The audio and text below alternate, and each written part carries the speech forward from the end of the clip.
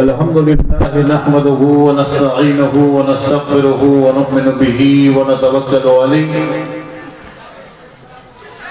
ونعوذ بالله من شرور أنفسنا ومن سيئات أعمالنا من يهده الله فلا مضل له ومن يضلله فلا هادي له ونشهد أن لا إله إلا الله وحده لا شريك له ونشهد أن سيدنا ومولانا محمدا عبده ورسوله صلى الله تعالى عليه وسلم قال الله تعالى في القرآن المجيد والفرقان الحميد أعوذ بالله من الشيطان الرجيم بسم الله الرحمن الرحيم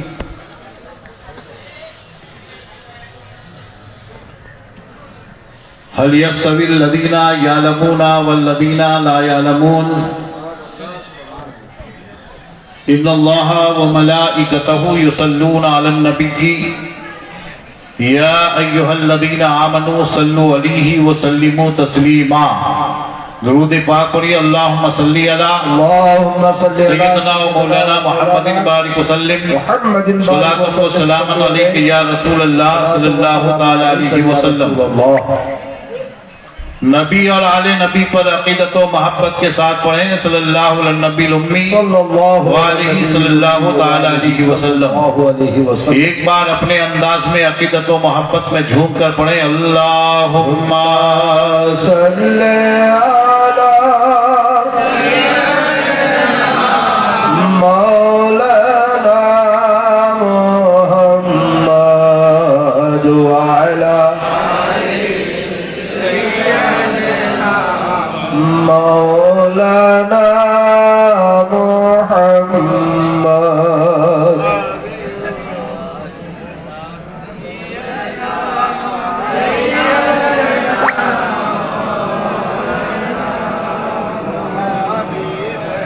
وعلى آله مولانا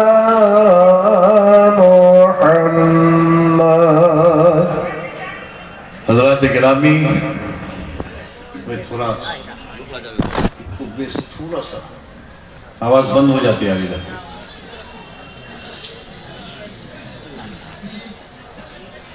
خطبہ مسنونہ کے بعد قرآن عظیم کی مقدس آیت کریمہ کی تلاوت کا شرف حاصل کیا هل يستوي الذين يعلمون والذين لا يعلمون کیا وہ لوگ جو جاننے والے ہیں اور وہ لوگ جو انجان ہیں برابر ہیں؟ حضرات گرامی کیونکہ یہ جلسہ بنام غریب نواز کانفرنس زیر سرپرستی شہزادہ مخدوم سمنا و جانشین حضور اشرف الاولیاء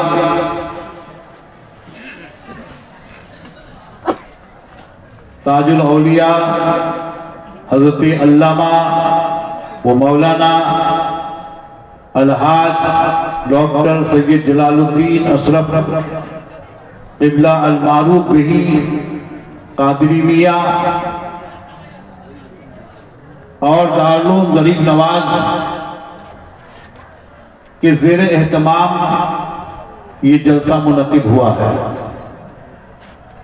جیسا کہ پتہ چلا کہ دارالعلوم کی تعمیر کا کام بھی چل رہا ہے اور بڑے جیالے لوگ ہیں مخدومی کے کہ جنہوں نے اس گاؤں میں ایک عظیم الشان عمارت دارالعلوم کے لیے کھڑی کی ہے۔ حضرات گرامی یہ اٹھ کر مت جائیے آپ لوگ، تھوڑی دیر سنیے. یہ ہمارے اندر بہت بڑی کمی ہے کہ لوگ جلسوں میں آتے ہیں, من کے مطابق جو ہو تو سنتے ہیں, اور من کے تھوڑا سا خلاف ہو جائے تو اٹھ کے چلے جاتے ہیں. حضرات گرامی,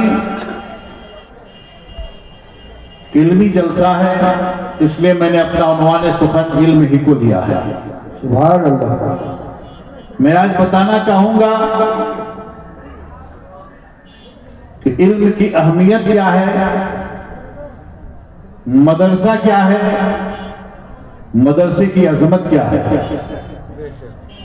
اس سے قبل کے مطلوبہ آیت کریمہ پر گفتگو کی جائے, چند اشعار موضوع کی مناسبت سے آپ کی نظر کر رہا ہوں. عطا ہو. شاعر لکھتے ہیں کہ لیس الجمال باسواب تزیننا, لیس الجمال باسواب تزیننا, ان الجمال جمال العلم والادب. لیس الیتیم قد مات والدہ, لیس الیتیم قد مات والدہ, ان الیتیم یتیم العلم والادب. حق ہے. ردینا قسمت الجبار فینا, ردینا قسمت الجبار فینا, لنا علم وللجہال معلوم. ان المال یفنی عن قریب, ان المال یفنی عن قریب, والعلم باق لا یزال. واہ. حضرات گرامی, یہ عربی کے اشعار تھے, اور توجہ کے ساتھ سنیے گا, میں اس کا اردو میں ترجمہ کرنے جا رہا ہوں. لیکن بزم سخن میں داد نہ دینا بھی جرم ہے, واہ واہ نہیں تو کم سے کم آہ آہ کیجئے. خاموش مزاجی تمہیں جینے نہیں دے گی, اس دور میں جینا ہے تو کوہرام مچا دو. سبحان اللہ. بولو بھائی سبحان اللہ. گھونسا مار مار کے نیکی مت کیجیے, سمجھے کہ نہیں. ایک بار اچھی بات بتائی گئی, سبحان اللہ بولیے. ہاں, یہ پارٹی کا نعرہ نہیں ہے کہ صبح 500 روپے مل گیا تو شام تک نعرہ لگاتے رہو گے. یہ عظمت مصطفیٰ کی محفل ہے, یہ رسول پاک کی محفل ہے. یہاں ایک نعرہ لگاؤ گے, ایک بار سبحان اللہ کہو گے تو تمہارے نامہ اعمال میں نیکیاں لکھی جائیں گی. اس لیے چپ مت رہیے, جہاں پسند آئے, اور پسندیدہ بات ہی ہوگی. ان محفلوں میں تو کوئی ناپسندیدہ بات ہوتی نہیں ہے, اس لیے منڈی ہلانے سے زیادہ زبان ہلائی گئی. کیونکہ علماء بیٹھے ہیں, اگر پوچھا جائے کہ منڈی ہلانے کا کتنا ثواب ہے تو بولے گا کچھ بھی ثواب نہیں. لیکن 2 چھٹاک کی زبان ہلا کے سبحان اللہ بول دو گے تو انشاءاللہ تمہارے نامہ اعمال میں نیکیاں لکھی جائیں گی. وہ کونے والے حضرات سوچ رہے ہیں آگے والے ہمارا کام پورا کر رہا ہے, ہم کیوں بولیں, اس لیے آپ بھی بولیے. بولو بھائی, یہ رشتہ ہے. اگر ایک ساتھ کہیے سبحان اللہ, اور تھوڑا زور سے سبحان اللہ. یہ رشتہ محبت کچھ اس طرح رہے گا, کچھ آپ قدم بڑھاؤ, کچھ ہم قدم بڑھائیں. تالی ایک ہاتھ سے نہیں بجتی, دونوں ہاتھوں کی ضرورت پڑتی ہے. آپ سامعین ہیں, میں خطیب ہوں, اس لیے آپ تھوڑا ساتھ دیجیے. میں نے کہا شعر کہ لیس الجمال باسواب تزیننا, ان الجمال جمال العلم والادب. بے شک کپڑوں کی خوبصورتی ہمیں زینت نہیں دیتی, بے شک خوبصورتی علم و ادب کی خوبصورتی.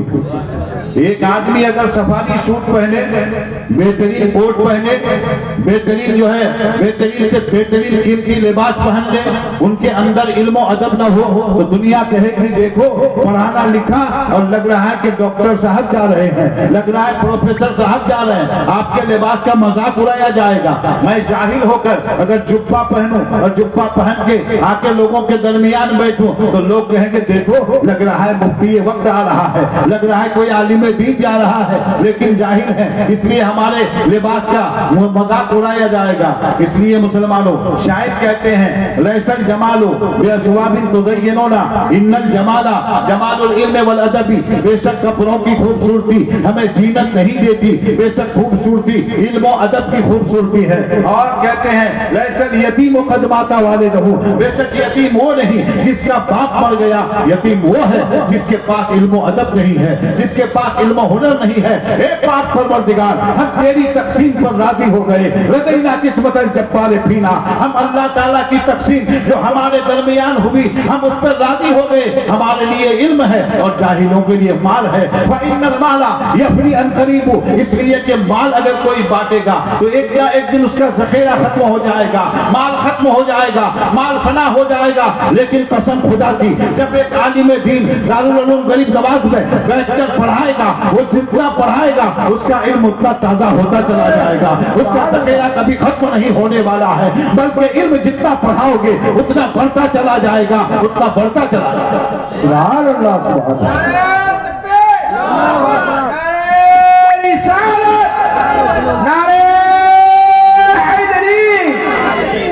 بھائی غصہ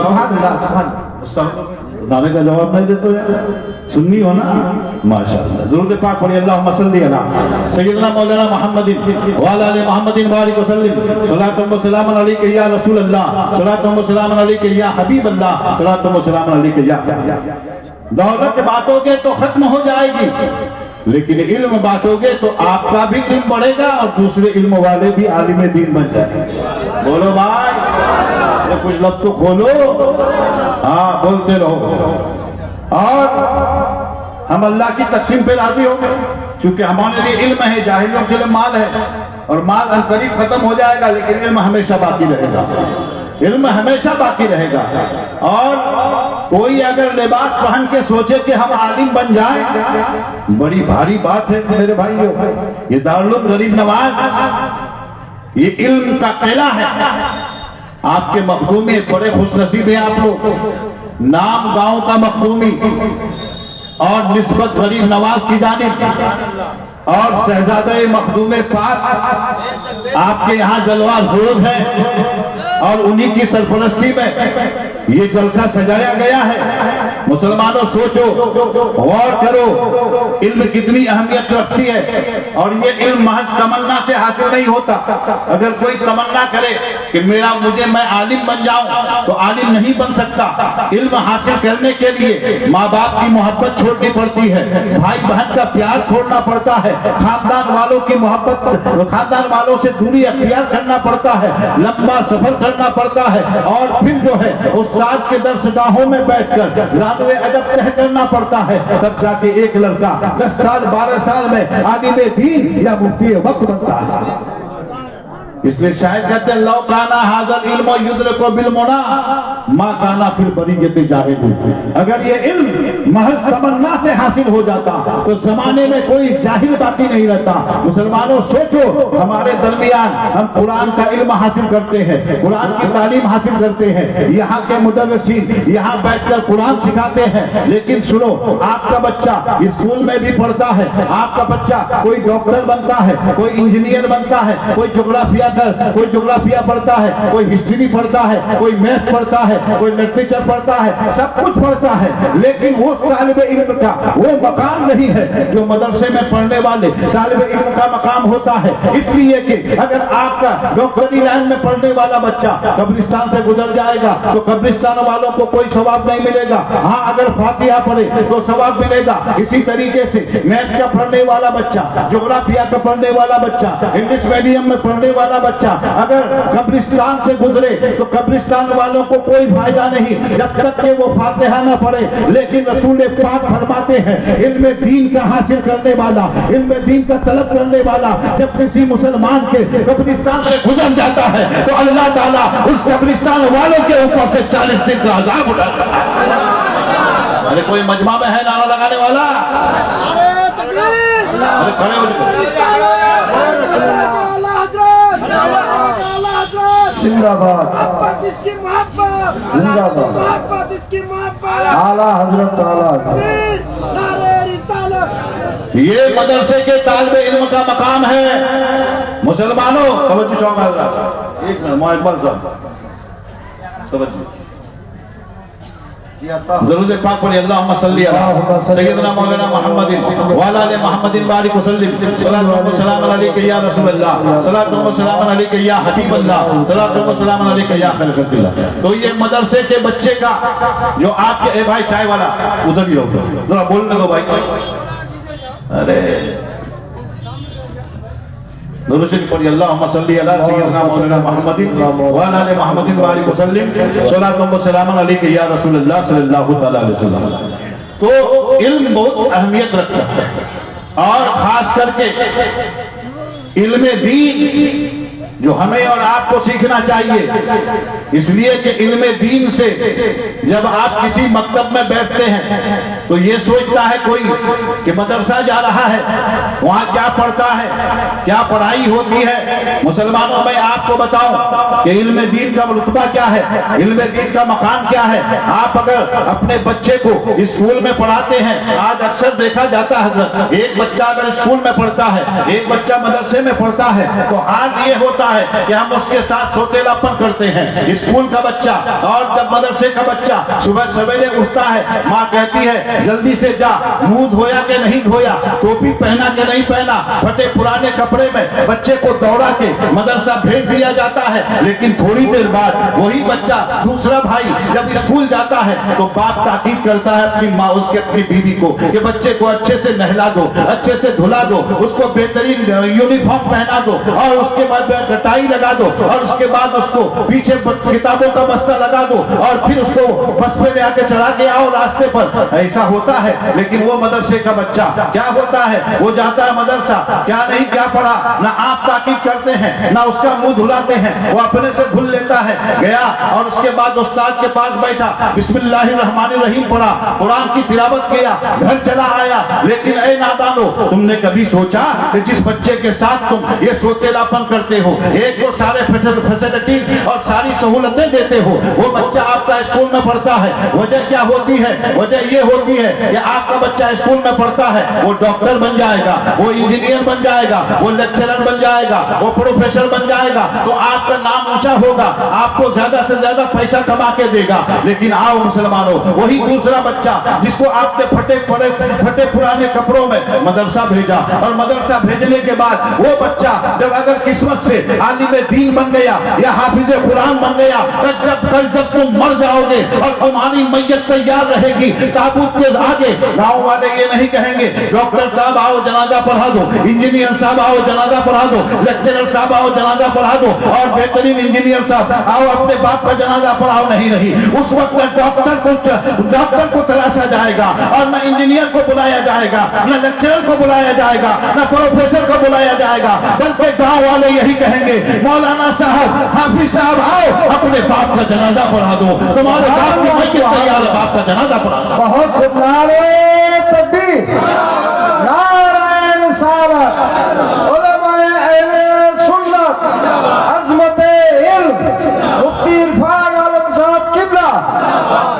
وہی پھٹا پرانا لباس میں مدرسہ جا کر حافظ قرآن بننے والا بچہ آپ کا جنازہ پڑھائے گا. ڈاکٹر کی یہ مجال نہیں کہ آگے بڑھے، پروفیسر کی یہ مجال نہیں کہ آگے بڑھے، انجینئر کی یہ مجال نہیں کہ آگے بڑھے، اس لیے کہ جو مقام حافظ قرآن کا ہے، جو مقام عالم دین کا ہے، وہ امامت وہی کر سکتا ہے، کوئی ڈاکٹر یا انجینئر بن کے امامت نہیں کر سکتا.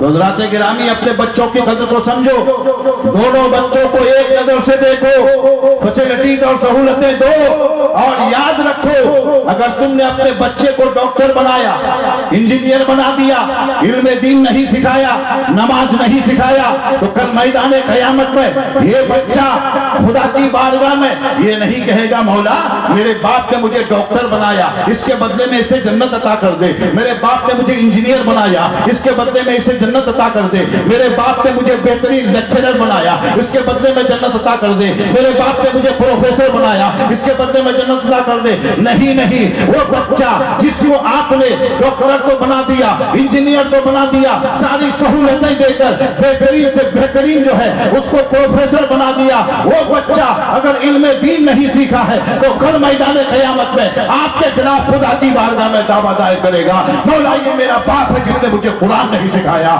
یہ میرا باپ ہے جس نے مجھے علم دین سے نہ آشنا رکھا، آج اسے سخت سے سخت سزا دے. یہ بھی یاد رکھنا. اور میدان محشر میں تم نے ڈاکٹر بنایا، ہم نہیں کہتے ڈاکٹر مت بناؤ، لیکن انہیں نماز ضرور سکھا دینا، اسے قرآن کی تعلیم ضرور دے دینا، ورنہ تمہارے خلاف خدا کی بارگاہ میں یہی بچہ جو ڈاکٹر بن جائے گا خلاف دعویٰ دائر کرے گا. اور قسمت سے جو بچہ حافظ قرآن بن گیا، کل میدان محشر میں ہر کوئی نفسی نفسی کا عالم ہوگا، نہ باپ بیٹے کا شریک ہوگا، نہ ماں بیٹی کی شریکہ ہوگی، ایک نیکی کوئی کسی کو دینے کے لیے تیار نہیں ہوگا، کوئی کسی کو پوچھنے والا نہیں ہوگا۔ لیکن ایسے وقت میں جنہوں نے اپنے بچوں کو حافظ قرآن بنایا، پروردگار کی جانب سے ندا کی جائے گی۔ یہ نہیں کہا جائے گا کہ جس نے ڈاکٹر بنایا آ جاؤ، جس نے انجینئر بنایا آ جاؤ، نہیں، بلکہ وہ اسے پکارا جائے گا، ندا دی جائے گی محشر میں کہ جس نے اپنے بچوں کو حافظ قرآن بنایا، ان کے ماں باپ کو بلایا جائے۔ بولو سبحان اللہ، سبحان اللہ، زبان سے بولو۔ یہ ہاتھ اٹھا رہے ہو، یہ پارٹی میں نعرہ لگا کے ہم نے اپنی عادت خراب کر دیا۔ نہیں مسلمانوں، نعرہ زبان سے لگاؤ اور سبحان اللہ زبان سے بولو تو ثواب ملے گا۔ کچھ لوگ ایسے دکھتے ہوئے بیٹھے گا، کائے کو بولے کہ مولوی بولنے بولتا ہے، کائے کو بولے، اب پھر بولے جا بولے کیسے، منہ میں شیکر، منہ میں تمباکو، منہ میں گٹکا سب لے کے آ جاتے ہیں۔ پاک محفلوں کا خیال رکھا کرو اور سبحان اللہ کی سزائیں بلند کرو۔ مسلمانوں، جو بچہ حافظ قرآن بن گیا، کل میدان قیامت میں پروردگار کی طرف سے ندا دی جائے گی کہ جس نے اپنے بچوں کو حافظ قرآن بنایا اسے بلایا جائے، اور بلانے کے بعد یہ حکم دیا جائے گا کہ حافظ قرآن کے ماں باپ کے سر پر جنتی تاج رکھا جائے۔ سبحان اللہ۔ ارے اس سے بھی اچھی بات کوئی بتایا جائے؟ جب آپ سبحان اللہ بولیں گے، اس سے بھی اچھی بات ہوگی جب سبحان اللہ بولیں گے۔ ارے بولو، منہ کھولو۔ پینا ہے گر شراب تو لب کھولیے حضور، یہ شراب محبت پلائی جا رہی ہے آپ کو، لیکن آپ ٹک باندھ کے دیکھیں، سبحان اللہ بولیے تو آپ کے نامہ اعمال میں بھی سننے کا بھی الگ اور سبحان اللہ بولنے کا بھی الگ ثواب لکھا جائے گا۔ سبحان اللہ، سبحان اللہ۔ تو حافظ قرآن کے ماں باپ کو بلایا جائے گا، ان کے سر پر جنتی تاج رکھا جائے گا، اور ایک حافظ قرآن کو یہ پاور دیا جائے گا، یہ اتھارٹی دی جائے گی کہ تم اپنے خاندان کے 10 آدمیوں کی شفاعت کرو۔ بولو تم اپنے خاندان کے 10 آدمیوں کی شفاعت کرو۔ وہ حافظ قرآن اپنے خاندان کے 10 آدمیوں کی شفاعت کرے گا اور جنت میں داخل کرے گا۔ اور اگر ایک عالم دین، عالم باعمل بنا تو 1 2 نہیں، 10 12 نہیں، بلکہ ایک عالم باعمل بے شمار آدمیوں کی شفاعت کر کے جنت میں داخل کرے گا۔ بولو تو پتا چلا کہ علم دین کی بہت عظمت ہے، علم دین کا بہت بڑا مقام ہے، قرآن کا بہت بڑا مقام ہے۔ اب دیکھو بھائی، یہ قرآن کتنی عظمت والی کتاب ہے۔ آپ کے دارالعلوم غریب نواز میں حفظ قرآن کی تعلیم ہوتی کہ نہیں؟ ہاں ہوتی ہے نا؟ حافظ نہیں بنتے بچے، ہاں ابھی شروع نہیں، لیکن شروع کیجئے، اس لیے کہ حفظ قرآن ایک ایسی عظمت والی چیز ہے جو سب کے سینے میں نہیں اتارا جاتا۔ آپ دیکھیے دنیا میں اور مذہبی کتابوں کا بھی آپ جو ہے ریسرچ کیجئے، مذہبی کتابوں کی خبر لیجئے، آپ کو کسی مذہب کی کتاب کا حافظ نہیں ملے گا، آپ کو توریت کا حافظ نہیں ملے گا، انجیل کا حافظ نہیں ملے گا، زبور کا حافظ نہیں ملے گا، بائبل کا حافظ نہیں ملے گا، اور رامائن وغیرہ کا حافظ نہیں ملے گا۔ لیکن قربان جاؤ، یہ قرآن جو خدا کا کلام ہے، ہاں وہ حافظوں کے سینے میں محفوظ ہو جاتا ہے۔ لیکن وجہ کیا ہے؟ کسی کا حافظ نہیں ملے گا، ڈال دو ساری کتابوں کو 40 سال کے لیے سمندر میں، اور ڈال دو قرآن کو بھی، لیکن 40 سال کے بعد اگر ہم چاہیں گے بائبل کو بلایا جائے، بائبل نہیں آئے گا، یہ جو ہے انجیل نہیں آئے گا، اور بھی آسمانی کتابیں ہیں اور بھی دیگر مذاہب کی کتابیں ہیں، وہ نہیں لا سکتا ہے۔ لیکن 40 سال کے بعد بھی اگر قرآن آپ تلاشنا چاہیں تو قرآن اگر کتابوں سے مٹ جائے گا، لیکن حافظ قرآن کے سینے سے نہیں مٹے گا۔ حافظ قرآن کے سینوں میں قرآن محفوظ ہو چکا۔ نعرہ تکبیر، نعرہ رسالت، عظمت قرآن، علماء اہل سنت قرآن بڑی عظمت والی کتاب ہے، لیکن بھائی وجہ کیا ہے کہ قرآن سینے میں محفوظ ہو جاتا ہے. توجہ چاہوں گا حضرات، میں بڑی قیمتی باتیں بتانے جا رہا ہوں، ابھی سنیے آپ لوگ غور سے. یہ قرآن سینے میں محفوظ کیوں ہو جاتا ہے؟ اور کتابیں اسکول کی لٹریچر کی کتابیں، جغرافیہ کی کتابیں، ہسٹری کی کتابیں، میتھ کی کتابیں، لاجک کی کتابیں، یہ سب سینے میں محفوظ نہیں ہوتی. بچہ لڑتا ہے جب تک ایگزام دیتا ہے، فارمولا ذہن میں رہتا ہے، ایگزام دے دیا ختم. لیکن یہ قرآن بچوں کے سینے میں محفوظ کیوں ہوتا ہے؟ ایک وجہ بتاؤں کہ قرآن کا لگاؤ سینے سے ہے. ایک اسکول کا بچہ جب اسکول جاتا ہے اس کے کتابوں کا بستہ پیچھے ہوتا ہے، لیکن ایک مدرسے کا بچہ جب مدرسہ جاتا ہے تو قرآن سینے پہ لگا کے جاتا ہے. سبحان اللہ، سبحان اللہ. قرآن سینے پہ لگا کے جاتا ہے. اور یہی وجہ ہے کہ اور کتابیں محفوظ نہیں ہوتی، حفظ نہیں ہوتا اور کتابوں کا، لیکن قرآن کا حافظ کیوں بن جاتا؟ اس لیے کہ قرآن ایک ایسی مقدس کتاب ہے جس کا تعلق نبی کونین کے سینے سے ہے. مصطفیٰ کا سینہ مدینہ ہے. اور قرآن جب پہاڑوں پہ اتارنا چاہا پروردگار نے تو کہتے ہیں کہ اگر ہم اس قرآن کو لو انزلنا هذا القرآن على جبل لرأيته خاشعا متصدعا من خشية الله، اگر ہم اس قرآن کو کسی پہاڑ پر اتارتے تو خشیت الہی سے وہ ریزہ ریزہ ہو جاتا. تو پہاڑ کے اندر یہ مجال نہیں، اس لیے کہ توریت کو اتارا گیا، تختیوں میں دیا گیا، اور توریت اور کتابوں کو اتارا گیا، تختیوں میں دی گئی. لیکن قرآن جب پہاڑوں پہ پیش کیا گیا، پہاڑ نے انکار کر دیا، ہم نہیں لے سکتے، اس لیے کہ وہ ریزہ ریزہ ہو جاتا. تو پروردگار عالم نے اب اس قرآن کو، مقدس کلام کو نبی کونین کے سینے میں اتارا ہے. اس لیے رسول کے سینے سے لگاؤ ہے، اس لیے قرآن سینوں میں محفوظ ہو جاتا ہے. بے شک، سبحان اللہ. اس لیے قرآن سینوں میں محفوظ ہو جاتا ہے. اور آج ہم اور آپ، میں نوجوانوں سے بھی کہوں گا، میری ماں بہنوں سے بھی کہوں گا، اور میرے قوم کے درد مندوں سے بھی کہوں گا کہ جب آپ آج اپنی بیٹی کی شادی کراتے ہو تو پہلے تم قرآن نہیں ہدیہ کرتے، قرآن پیچھے چھوڑتے ہو. تم کیا کرتے ہو؟ واشنگ مشین آیا کہ نہیں، فریج آئی کہ نہیں، فور ویلر آیا کہ نہیں، اور بائک آئی کہ نہیں، سونا آیا کہ نہیں، گولڈ آیا کہ نہیں، پلنگ سیٹ آیا کہ نہیں، اور پورا فرنیچر کا سامان آیا کہ نہیں. اس کا خیال ہر کوئی رکھتا ہے. یہ کوئی نہیں کہتا کہ جب تم پلنگ لوگے تو دولہا والا کہتا ہے ہم ساتھ میں جائیں گے، اور جب تم فرنیچر خریدو گے دولہا والا کہے گا ہم ساتھ میں جائیں گے. اور اسی طریقے سے فریج لوگے کس کمپنی کی تو دولہا والا کہے گا ہم دیکھنے جائیں گے، ہمیں کون سا پسند ہوگا.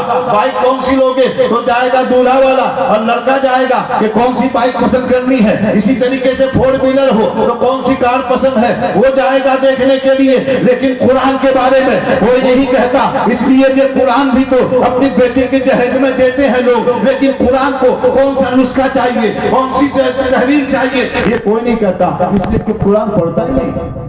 آپ کے بچے جب پڑھتے ہیں انگریزی اسکولوں میں، پھر تو گھروں میں تم اپنا قرآن کہاں سے لاؤ گے؟ پھر سے نبی ہونے کے لیے ایمان کہاں سے لاؤ گے؟ ارے صورت ہے غیروں جیسی پہچان کہاں سے لاؤ گے؟ حضرات گرامی سوچنے کی بات ہے اور کرنے کی بات ہے. سارا سامان خریدتے ہیں، دھونے والے پسند کرنے جاتے ہیں، لیکن قرآن جب ہدیہ کرنے کے لیے جاتا ہے کوئی نہیں جاتا. میں آپ کو بتاؤں، امام احمد ابن حنبل رحمۃ اللہ تعالی علیہ کا دور ہے. ایک شخص بہت بڑا مالدار تھا، اس کو اپنی دولت پہ گھمنڈ تھا، اپنے دولت پہ تکبر تھا. اس نے قسم کھایا کہ قسم خدا کی میں اپنی بیٹی کے جہیز میں دنیا کا سارا سامان دوں گا، کوئی بھی چیز نہیں چھوڑوں گا. اب وہ شخص جو ہے سامان خریدتے خریدتے تھک گیا، اب تو قسم کھا لیا ہے، اب سامان خرید رہا ہے، سامان کا نام بھی نہیں جانتا. دولت کم پڑنے لگی تو آئے امام احمد ابن حنبل کے بارگاہ میں، ایک عالم دین کی بارگاہ میں آئے. آنے کے بعد عرض کرنے لگے کہ کیا کہ حضور مجھ سے بڑی غلطی ہو گئی. کیا غلطی ہو گئی؟ کہا کہ حضور میں نے قسم کھائی تھی اپنے دولت کے نشے میں کہ اپنے بیٹی کے جہیز میں میں دنیا کا سارا سامان دوں گا، کوئی چیز نہیں چھوڑوں گا. لیکن حضور میری دولت کم پڑ رہی ہے، سامان زیادہ ہو رہا ہے، میں نہیں خرید سکتا. امام کوئی سولوشن نکالیے، کوئی راستہ نکالیے تاکہ میں اس مصیبت سے چھٹکارا پاؤں. امام احمد ابن حنبل نے فرمایا ارے وہ سنو، تم نے ساری چیزیں خرید لی؟ کہاں خرید لی؟ سب کچھ خرید لیا، خرید رہا ہوں، لیکن اب تک مکمل نہیں ہوئی ہے. کہا تم نے قرآن بھی ہدیہ کیا؟ سبحان اللہ. قرآن بھی ہدیہ کیا تو کہنے لگے حضور نہیں کیا. کہا جاؤ اگر قسم پوری کرنا چاہتے ہو تو ایک قرآن ہدیہ کرو اور اس کو بہترین سے سجا کے اپنی بیٹی کے جہیز میں دے دو, تمہاری قسم پوری ہو جائے گی اور کوئی چیز خریدنے کی ضرورت نہیں. کہا حضور وہ کیسے؟ وہ کیسے؟ کہا کہ دیکھو قرآن خود فرماتا ہے ولا رطب ولا یابس الا فی کتاب مبین. کوئی بھی خود کو تر چیز نہیں ہے, ایسی نہیں ہے جو کتاب مبین میں موجود نہ ہو, بلکہ قرآن میں ہر چیز موجود ہے. اس لیے تم نے قسم کھائی ہے ہر چیز بیٹے کی جہیز میں دوں گا, تم قرآن جہیز میں دے دو تمہاری قسم پوری ہو جائے گی. تو حضرات گرامی سوچنے کی بات ہے, آج ہماری بیٹیاں موبائل پر بزی رہتی ہیں, وہ فیس بک اور فری فائر کھیلنے میں مشغول رہتی ہے, اور بیٹی بھی جب جہیز مانگے گی تو قرآن نہیں, نیک وقت بیٹی ہوگی تب نہ کہے گی ابا مجھے قرآن چاہیے, وہ کہے گا نہیں مجھے آئی فون چاہیے, مجھے اینڈرائڈ موبائل چاہیے, 5G چاہیے. کیوں؟ اب شوہر سے جھگڑا نہیں کرے گا. قرآن اگر جہیز میں باپ نے دیا ہے تو گھر کی طاق پہ سجا دے گا, گھر کی طاق پہ سجا دے گی, کبھی کھول کر نہیں دیکھے گی. لیکن موبائل کے لیے اگر ریچارج ختم ہو جائے تو شوہر سے جھگڑا شروع. کہا میرا ٹائم پاس نہیں ہو رہا ہے اور تم موبائل کا ریچارج نہیں کرتے, ریچارج نہیں بھرتے, جھگڑے پہ جھگڑا, بحث پہ بحث ہے. لیکن کاش وہ بیٹی اگر یہ سمجھتی کہ اگر ٹائم گزارنا ہے تو موبائل میں کیوں گزارے, کاش قرآن کو اتارتی, وضو کرتی, مصلی بچھاتی اور نماز پڑھنے کے بعد قرآن کی تلاوت کرنے بیٹھ جاتی. تو اس سے زیادہ سکون والا اور کوئی کتاب نہیں ہے. قرآن پڑھو گے دل کو بھی چین ملے گا, تمہارا وقت بھی گزر جائے گا. سبحان اللہ. لیکن آپ کے بچے جب پڑھتے ہیں اسکولوں میں, پھر تو گھروں میں تم اپنا قرآن کہاں سے لاؤ گے؟ پھر سے نبی ہونے کے لیے ایمان کہاں سے لاؤ گے؟ صورت ہے غیروں جیسی پہچان کہاں سے لاؤ؟ حضرات گرامی سوچنے کی بات ہے, غور کرنے کی بات ہے. قرآن ایسی عظمت والی کتاب, مائیکل جیکسن کو جانتے ہیں, ہر کوئی جانتے ہیں, ہمارے نوجوان بالکل زیادہ جانتے ہیں. انہوں نے اسلام قبول کیا, اس کو سکون نہیں مل رہا تھا, سکون ہی نہیں مل رہا تھا. کہ سکون ملے تو کیسے ملے؟ کسی نے کہا قرآن کی تلاوت کرو سکون مل جائے. جب وہ قرآن کی تلاوت کیا تو دل کو سکون ہو گیا, دل کو سکون ہو گیا. پتا چلا یہ قرآن دلوں کا بداوا ہے اور دل کے درد مندوں کے دل کے درد کو ختم کرنے والا ہے. اس لیے مسلمانوں اپنے بچوں کو قرآن ضرور پڑھاؤ, قرآن ضرور پڑھاؤ, اور اپنی بیٹیوں کو پردے کا حکم دو. توجہ اللہ, درود پاک پڑھی اللہم صلی علی سیدنا مولانا محمد وعلی آل محمد بارک وسلم. صلاۃ و سلام علیک یا رسول اللہ, صلاۃ و سلام علیک یا حبیب اللہ. یہ دارالعلوم غریب نواز یہ آپ کے گاؤں کا بہت عظیم الشان ادارہ ہے اور اسے آپ ترقی دیں. ماشاءاللہ بلڈنگ دیکھ کر بڑی دل خوش ہو, دل میں ایک خوشی پیدا ہوئی کہ یہاں کے لوگ دین کا درد رکھتے ہیں اور کتابیں پڑھتے ہیں. کتاب پڑھنے کے لیے اپنے بچوں کے لیے انہوں نے مدرسہ کھولا. حضرات گرامی یہ دین, علم دین بہت ہی عظمت والی چیز ہے. اور آج آپ دیکھتے ہیں کہ ہمارے کسی اسکول پر کسی کی نظر نہیں ہوتی, کسی اسکول پر کسی کی نظر نہیں ہوتی, لیکن مدرسوں پہ سب کی نظر ہے. مدرسوں کو بند کرانے کے لیے دشمن ناجائز کوششیں کرتے رہتے ہیں, ناکام کوششیں کرتے رہتے ہیں کہ ان مدرسوں کو بند کیا جائے. کیوں جناب؟ اس لیے یہ مدرسہ ایسی جگہ ہے جہاں سے لوگ قرآن پڑھتے ہیں. توجہ, آئیے علماء تشریف لائیے. ماشاءاللہ, ہاں یہ قرآن, یہاں قرآن کی تعلیم ہوتی ہے. توجہ, اس لیے کہ آج اگر کوئی آواز اٹھاتا ہے یا اسلام کی ہمدردی رکھتا ہے یا دل میں اسلام کی محبت رکھتا ہے تو کوئی ڈاکٹر نہیں بولے گا, کوئی انجینئر نہیں بولے گا, کوئی پروفیسر نہیں بولے گا, لیکن مدرسے کا پڑھنے والا بچہ, مدرسے کا پڑھا ہوا بچہ ہی یہ آواز اٹھاتا ہے کہ نہ قرآن ختم ہوگا اور نہ ہی مدرسے بند ہوں گے. اس لیے کہ یہ مدرسہ اللہ کے رسول کا گھر ہے. سبحان اللہ. اور یہ قرآن کو کوئی مٹا نہیں سکتا, اس لیے کہ قرآن کی حفاظت خدا نے اپنے ذمے لے لیا ہے. इन्ना नहनु नज़्ज़लना ज़िक्रा व इन्ना लहू लहाफ़िज़ून, बेशक हमने कुरान को उतारा और हम ही उसके मुहाफिज हैं, उसकी हिफाजत करने वाले हैं। जब तक इस्लाम रहेगा, जब तक दुनिया रहेगी, कुरान की एक आयत बाकी रहेगी, इसमें कोई हक नहीं आ सकता। इसलिए मुसलमानों, इल्म दीन की फजीलत को समझो और सुनो, इल्म दीन की अजमत क्या है।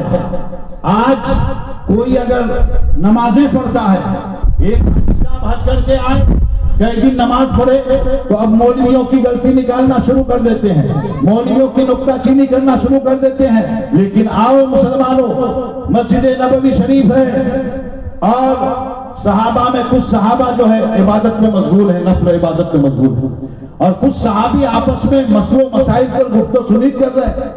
अल्लाह के रसूल आए तो अपने सहाबा को देख के मुस्कुराए, बोलो सुभान अल्लाह। अपने सहाबा को देख के मुस्कुराए, क्या दोनों अच्छा काम कर रहे हैं। और फिर उसके बाद आप उस मजलिस में बैठे जिसमें फकी मसाइल पर बहस हो रही थी, सहाबा आपस में मसलो मसाइल बयान कर रहे थे, एक दूसरे को समझा रहे थे, आप उसी मजलिस में बैठ गए और फरमाए कि मैं लोगों का मुअल्लिम बनाकर भेजा गया, मैं लोगों का मुअल्लिम बनाकर भेजा गया। मुसलमानों सोचो और करो, अल्लाह के रसूल ने फरमाया, अना मदीनतुल इल्म व अलीयुन बाबुहा, मैं इल्म का शहर हूँ, अली उसका दरवाजा, मैं इल्म का शहर हूँ, अली उसका दरवाजा है। ये अल्लाह के रसूल आपको ताकतवर भी थे, आपको सखी भी थे, आप ये क्यों नहीं फरमाए, आप ये क्यों नहीं फरमाए, अना मदीनतुस सखावत व अलीयुन बाबुहा, मैं सखावत का शहर हूँ, अली उसका दरवाजा है। अना मदीनतुस शुजाअत व अलीयुन बाबुहा, मैं शुजाअत का शहर हूँ, अली उसका दरवाजा है। या रसूल अल्लाह, आप ताकत भी रखते थे, आप शुजाअत के भी मालिक थे, आप ताकत के भी मालिक थे, कुव्वत के भी मालिक थे, लेकिन आपने दौलत का नाम नहीं लिया, आपने शुजाअत का नाम नहीं लिया, आपने सखावत का नाम नहीं लिया, आपने ताकत का नाम नहीं लिया, लेकिन क्या फरमाया, अना मदीनतुल इल्म व अलीयुन बाबुहा, मैं इल्म का शहर हूँ, अली उसका दरवाजा है। इशारा है इस तरफ, एक दौलतमंद इंसान अपने दौलत को राह खुदा में खर्च करके अपने को जन्नत का मुस्तहिक बना सकता है। एक ताकतवर इंसान राह खुदा में जिहाद करके अपने को जन्नत का मुस्तहिक बना सकता है, और एक जो है आबिद बंदा इबादत करके अपने को जन्नत का मुस्तहिक बना सकता है। एक मुत्तकी बंदा एक तकवा हासिल करके अपने को जन्नत का मुस्तहिक बना सकता है। लेकिन एक आलिम दीन अपने इल्म के बलबूते पर खुद भी जन्नत में जाएगा और बेशुमार लोगों की शुफाअत करके जन्नत में दाखिल होगा। सुभान अल्लाह, सुभान अल्लाह, नारे तकबीर, नारे रिसालत, गरीब नवाज कॉन्फ्रेंस, उलमाए अहले सुन्नत, नारे तकबीर, नारे रिसालत। जिस जात की सरपरस्ती पे जलसा है, सरपरस्ती में वो अहले बैते रिसालत का जस्मो चराग है। रसूल पाक ने फरमाया, मैं तुम में दो चीजें छोड़ता हूं, एक कुरान और एक मेरे अहले बैत। एक कुरान और एक मेरा अहले बैत। जब तक अहले बैत का एक फर्द दुनिया में रहेगा, तब तक कुरान बाकी रहेगा। रसूल ने इस कुरान को सहाबा के साथ नहीं जोड़ा, इसलिए कि सहाबी उसे कहते हैं जिसने ईमान की हालत में नबी कौनैन को देखा हो और उन पर ईमान लाया हो और उसी ईमान की हालत में उनका इंतकाल हुआ हो। लेकिन सहाबी के बाद जो है, रसूल पाक के बाद कोई सहाबी पैदा नहीं होगा। इसलिए अल्लाह के रसूल ने अपने कुरान को सहाबा के साथ नहीं जोड़ा, लेकिन ये जरूर कहा कि मेरे सहाबा हैं, तुम जिसकी इक्तदा करोगे हिदायत पा जाओगे। लेकिन कुरान को जब जोड़ना हुआ तो अहले बैत के साथ जोड़ा, इसलिए कि कयामत तक भी जितने आले रसूल पैदा होंगे वो अहले बैत ही कहलाएंगे। इसलिए तो इमाम अहले सुन्नत ने फरमाया, तेरी नस्ल पाक में है बच्चा बच्चा नूर का, तू है अहले नूर, तेरा सब घराना नूर। सुभान अल्लाह, सुभान अल्लाह। हज़रत गिरामी सोचने की बात है कि कुरान बाकी रहेगा, कुरान का इल्म अपने बच्चों को सिखाओ, इसलिए कि अहले बैत रिसालत से मंसूब है। और अल्लाह के रसूल ने फरमाया, दो चीजें छोड़ता हूं, अहले बैत और कुरान, दोनों को मजबूती से थामो और इसी को पकड़ के रहो। इंशाअल्लाह हिदायत पर गामजन रहोगे, तुम्हारी दुनिया भी समझ जाएगी, तुम्हारी आखिरत भी समझ जाएगी। हज़रत गिरामी को कुरान को आपने क्या समझा है? आपने कुरान की अजमत को समझा? क्या समझा आपने? آپ شب برات کا مہینہ آتا ہے، اپنے بچوں کو تو قرآن پڑھایا نہیں، آتے ہیں مدرسے میں مسجد میں، کہا حافظ جی دو پارہ قرآن دے دیجیے گا ہم کو، مولانا صاحب ہم کو ایک ختم قرآن چاہیے، اور ایک ختم بول دے گا، لیکن ایک ختم پڑھنے میں کتنا ٹائم لگتا ہے وہ نہیں سوچتا، آگے بول دیا مدرسے کے بچوں کو کہ ہم کو 10 ختم قرآن چاہیے۔ ارے کوئی آسان حلوہ ہے؟ قرآن کا ایک پارہ پڑھ کے دیکھو بیٹھ کے تو سر چکرا جاتا ہے۔ یہ وہ قرآن ہے، اس کی عظمت سمجھو، یہ خدا کا کلام ہے۔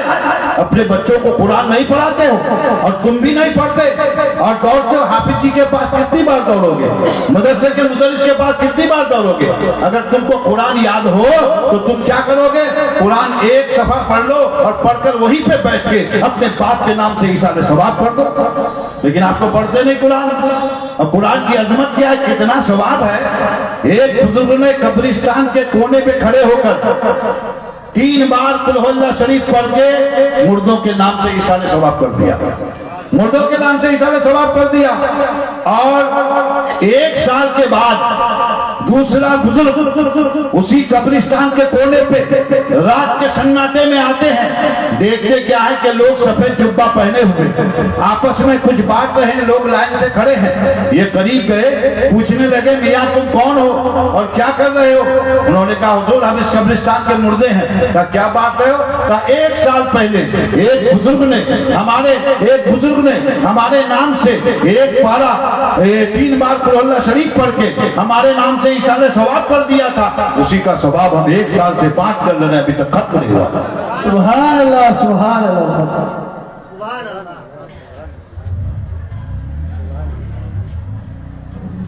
درود پاک پڑھی اللہم صلی علی سیدنا مولانا محمد وعلی آل محمد بارک وسلم صلاۃ و سلام علیک یا رسول اللہ۔ تو ایک ختم قرآن کا ثواب 1 سال تک بانٹ کر لیتا رہا، لیکن ختم نہیں ہوا۔ تو 3 بار سورہ اخلاص پڑھو تو ایک ختم قرآن کا ثواب، اگر پورا قرآن پڑھ لو گے بتاؤ کتنی عظمت حاصل کرو گے۔ لیکن اپنے بچوں کو تم قرآن نہیں پڑھاتے، توجہ اللہ، اپنے بچوں کو قرآن کی تعلیم نہیں دیتے، وضو کا طریقہ نہیں سکھاتے، نماز کا طریقہ نہیں سکھاتے، اور یہی بچہ جب مسجد میں کہیں میلاد شریف ہوتی ہے یا مسجد میں جلسہ ہوتا ہے، آ کے بولو اندر آؤ، بولے پاک نہیں ہے حضرت، اندر آنے بولو تو بولتے ہیں پاک نہیں ہے حضرت۔ حضرات گرامی سوچنے کی بات ہے، ہم مسلمان ہیں اور کھانے پینے کا دھندا ہے۔ توجہ کے ساتھ سنیے گا، تجربے کی بات بتاتا ہوں، مشاہدے کی بات بتاتا ہوں۔ ایک مدرسہ اگر کھلا، کہیں دوسرا کھل گیا، اور کھانے پینے کا دھندا ہے، اور تم کھا جاتے ہو تو کوئی نہیں۔ ایک مولوی اگر اپنی تنخواہ لیتا ہے یا مہینے کا خرچ لیتا ہے تو کھانے پینے کا دھندا ہو گیا، تو اسکول کھولتے ہو تو وہ بھی تو کھانے پینے کا دھندا، لیکن کوئی نہیں بولے گا، کوئی نہیں بولے گا، لیکن مدرسہ کھلے تو کھانے پینے کا دھندا۔ ارے غور کو یاد کرو مسلمانوں، اور اپنے اوپر احسان مانو کہ یہ مدرسے والے ہیں جو تمہاری زکات اور فطرے کی رقم کو وصول کر کے لاتے ہیں اور قرآن پڑھاتے ہیں، اسی پیسوں سے، اسی پیسوں کے ذریعے مدرسہ کھول کر وہاں علم دین پڑھاتے ہیں، وہاں فقہ پڑھاتے ہیں، وہاں حدیث پڑھاتے ہیں، اور اس کے بعد جو ہے ایک عالم دین بنتا ہے، حافظ قرآن بنتا ہے، مفتی وقت بنتا ہے۔ انہی پیسوں سے تم کہتے ہو کھانے پینے کا دھندا، لیکن تم اپنے بچے کو دیکھو، ایک بچے کو اسکول میں پڑھاتے ہو تو 10,000 روپے ماہانہ، 5,000 روپے ماہانہ تم بڑی پابندی کے ساتھ جمع کرتے ہو، لیکن وہی مدرسے کا ہاسٹل کھولا جائے تو 3,000 روپے 3 قسطوں میں دے گا، پھر بھی نہیں مکمل دے گا۔ تو حضرات گرامی سوچنے کی بات ہے کہ نہیں، غور کرنے کی بات ہے کہ نہیں، یہ علم دین کیسے قائم رہے گا، دین کیسے قائم رہے گا۔ اور ایک بات اور دیکھتا ہوں حضرت، جب اسکول کھولتے ہیں ہمارے مسلمان بھائی ہے نا، تو یہ نام رکھیں گے انگلش، کوئی رکھے گا ڈولفن اسکول، کوئی رکھے گا کرسچن اسکول، لیکن میں نے دیکھا اور اسکولوں کو کہ کوئی رکھتا ہے بال مندر، ہے کہ نہیں، کوئی رام گوپال اسکول، کوئی بال مندر اسکول، اور کرسچن اسکول میں تو وہ لوگ اپنا نام رکھتے ہی ہیں۔ اور ہم مسلمان ہیں، ہمیں دین سے محبت اتنی ہے کہ ہم اپنا نام بھی رکھنے میں ڈرتے ہیں۔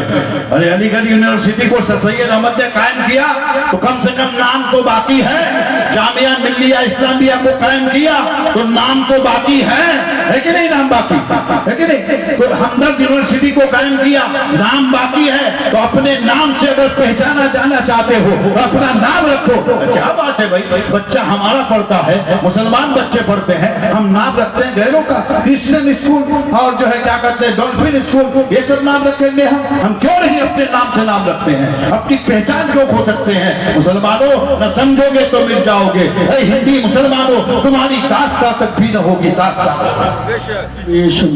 حضرات گرامی، ہمارے بچے اسکول میں پڑھے، ڈاکٹر بنے، ہم تو چاہتے ہیں کہ ہمارے قوم کے جو سرمایہ دار لوگ ہیں، جو پیسے والے ہیں، وہ اسکول کھولیں، بہترین کالج کھولیں، تاکہ ہمارا بچہ در در کی ٹھوکر نہ کھائے ایڈمیشن کے لیے، اور ہمارا بچہ پڑھ لکھ کر قابل بنے تو اپنے اسکولوں میں پڑھے۔ ہمیں علم سے کوئی نہیں روک سکتا، اور ہمیں جو ہے پڑھنے کے لیے ہمیں در در کی ٹھوکریں نہ کھانی پڑے، اس لیے ہمیں چاہیے کہ ہم اسکول کھولیں تو اپنے نام کی بھی پہچان بنا کے رکھیں۔ مسلمانوں یاد کرو ورنہ تم مٹا دیے جاؤ گے۔ کیوں بات ہے، کیا بات ہے بھائی؟